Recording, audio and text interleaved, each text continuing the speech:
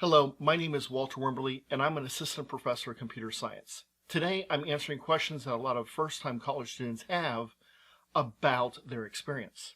So one question I get pretty regularly is, what if I went to a bad high school? And I put that in quotes because bad has different meanings to different people. Sometimes it's just a high school that you didn't like, and that's not that uncommon. A lot of people didn't like going through high school. There's lots of things going on and lots of personality things you got to work through, and that's pretty typical actually. Sometimes because I'm a computer science professor, people will say, well, I didn't have any computer classes or I didn't have any technology-based classes, and maybe my science labs weren't up to snuff. Is that going to affect me? And that's what they mean by a bad high school. Sometimes I get this question because they feel that the teachers they got weren't the best teachers that might be out there. And maybe it's because of the high school that he went to. It was hard to recruit good teachers. Maybe it was just an impression of those teachers. All those things can kind of go into what makes a good or bad high school, and is that going to really affect your college experience? The good news is going to a good or bad high school really isn't going to affect that much of how well you're going to do in college.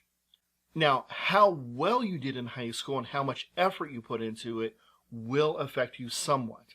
Not as much as some people would think, but your effort is really what matters when it comes to your education. And this is true whether it's in high school, college, or outside of you're just learning something on your own just because you either need it for a job skill or it's something you're interested in. What you put into it is more important than who's your instructor or what school you went to or how good that school was.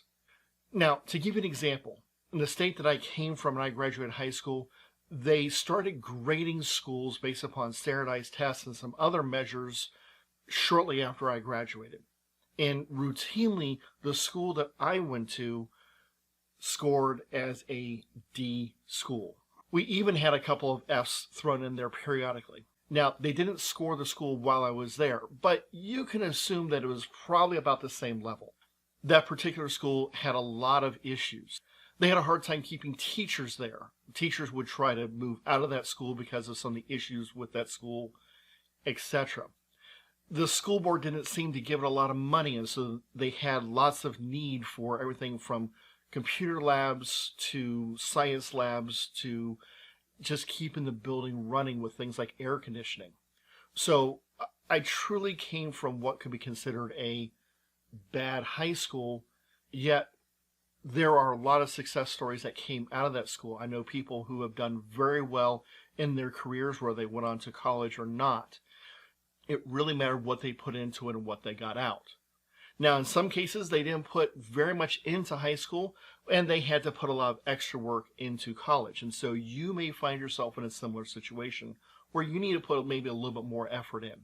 But even as a computer science student, if you didn't have a chance to take any programming classes or maybe any computer classes at all, or maybe you're limited in your science classes, that's not going to affect you.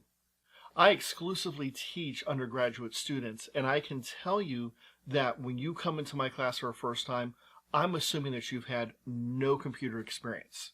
Now, maybe you did go to a good high school, and that's fine, and you had some programming classes, or maybe you're sitting in class and the person next to you did and you didn't.